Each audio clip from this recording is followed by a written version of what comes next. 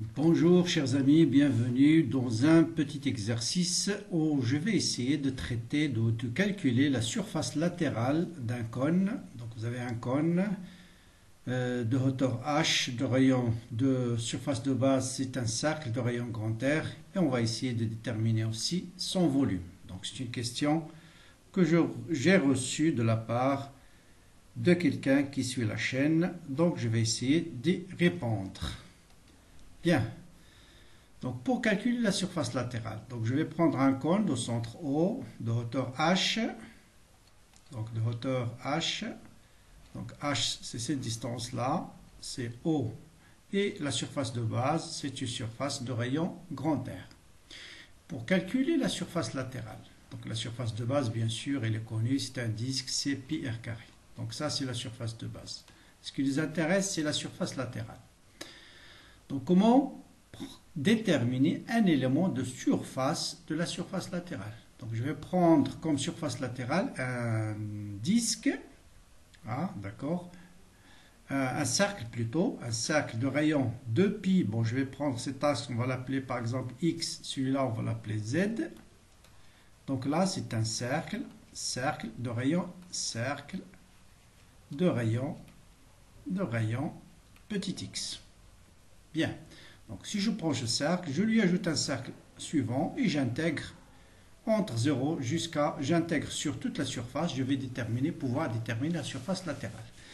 Maintenant, ce cercle, pour intégrer, il faut prendre cet élément de longueur là. Donc là, c'est un cercle de centre A et d'épaisseur D de L. Donc D de L, c'est cet élément de longueur là. Donc là, vous allez avoir, voilà, cet élément de surface latérale en fait. Donc c'est un cercle de rayon X et d'épaisseur D de L. Donc d'épaisseur, cercle de rayon X et d'épaisseur, c'est ça la clé, d'épaisseur, un élément de longueur D de L. Et cet élément de longueur là, c'est D de L. Voilà D de L. Donc si je prends cette surface élémentaire, je lui ajoute une surface identique, je pourrait déterminer bien sûr la surface latérale du disque.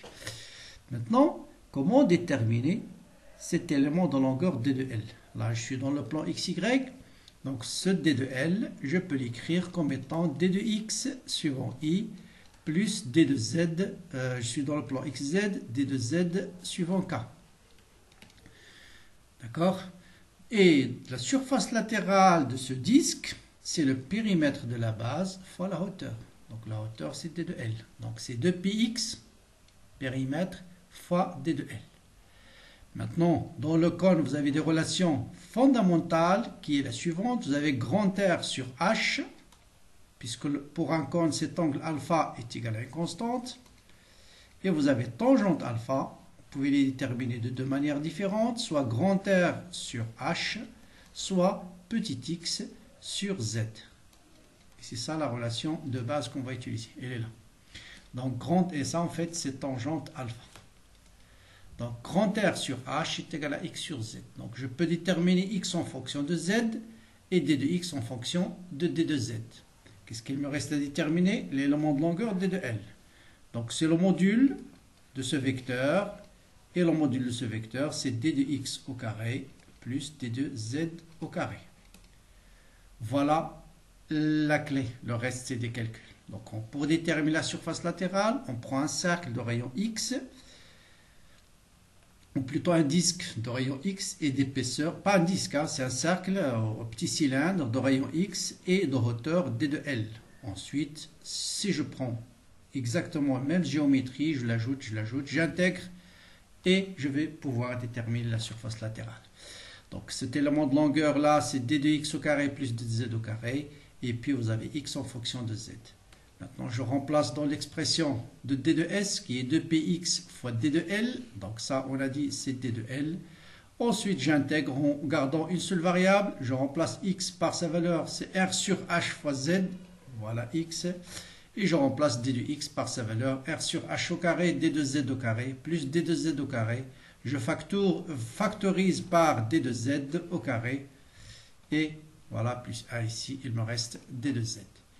Voilà, il suffit d'intégrer maintenant cette relation z varie entre 0 jusqu'à h et on va déterminer la surface latérale. Donc voilà, j'intègre bien sûr l'intégrale, elle est très simple, l'intégrale de z d de z, il va rester juste l'intégrale de z d de z entre 0 jusqu'à h, donc il va rester h au carré sur 2. Voilà, h au carré sur 2, en simplifiant par h, simplifiant par le facteur 2, et là je vais écrire r carré plus h carré en factorisant par h carré, ça sera 1 sur h, donc le h aussi va se simplifier, il va rester pi r facteur 2 r carré plus h carré. Or c'est quoi r carré? Bon, r carré, bon, c'est cette distance, r c'est cette distance, h c'est cette distance, donc vous voyez bien que d c'est ce qu'on appelle la génératrice, c'est cette longueur là, de là à là, c'est la génératrice du cône. Donc vous êtes ici dans un triangle rectangle et vous avez d carré, d c'est racine carrée de h carré plus r carré. Donc voilà la surface latérale d'un cône, c'est pi fois le rayon de base fois la génératrice. J'ai une autre façon de le calculer encore beaucoup plus simple, c'est la suivante. Vous voyez bien que vous pouvez déterminer la surface latérale. Je prends donc voilà une autre façon de déterminer la surface latérale, mais vraiment relativement rapidement. Donc je vais prendre comme la surface latérale, je vais la partager en plusieurs triangles de côté. Les deux génératrices, donc SA et SA'. Donc voilà une première génératrice, voilà une deuxième. Et le troisième côté, c'est grand R d de θ. C'est cet élément de longueur là. D de L. Et D de L est égal à grand R D de θ. Ici, je prends un angle D de θ dans le plan quelconque. Donc, si on prend le triangle, cette fois-ci SAA', c'est quoi la surface de ce triangle? Si je prends ce triangle-là, et si je lui ajoute un deuxième triangle à un troisième triangle, je pouvais déterminer la surface latérale. Donc, la surface d'un triangle, c'est 1/2 la base fois la hauteur. Donc la base c'est grand R d de θ. Ici c'est grand R d de θ. Donc partout grand R. Grand R fois d de θ multiplié par la génératrice. Donc vous voyez. Et après, qu'est-ce qu'il faut intégrer? Il suffit d'intégrer θ entre 0 et 2 pi. Et voilà, on retrouve exactement la même relation que tout à l'heure. S est égal à pi grand R fois d. Donc là, c'est relativement rapidement, mais à condition de subdiviser la surface latérale en plusieurs triangles dont les deux côtés, ce sont les deux génératrices, et la base, c'est grand R fois d de θ. C'est un élément de longueur de la base. Après, il suffit d'intégrer θ entre 0 et 2 pi. Bien, donc voilà pour la surface latérale. Pour le volume, c'est relativement simple.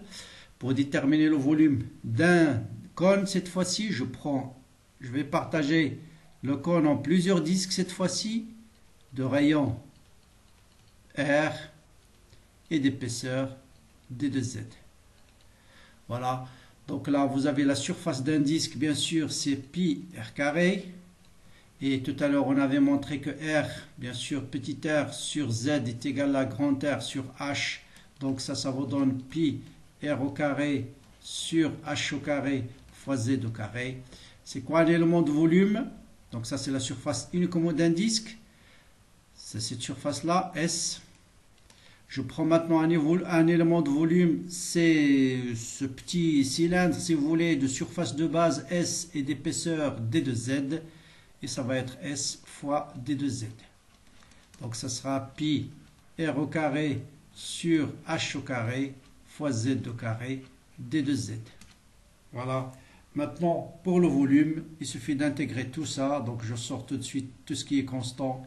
R au carré sur H au carré. Qu'est-ce qu'il va rester? L'intégrale Z au carré d de Z.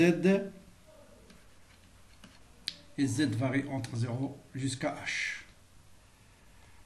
Voilà. Et donc, il va rester pi R au carré sur H au carré multiplié par H3 sur 3.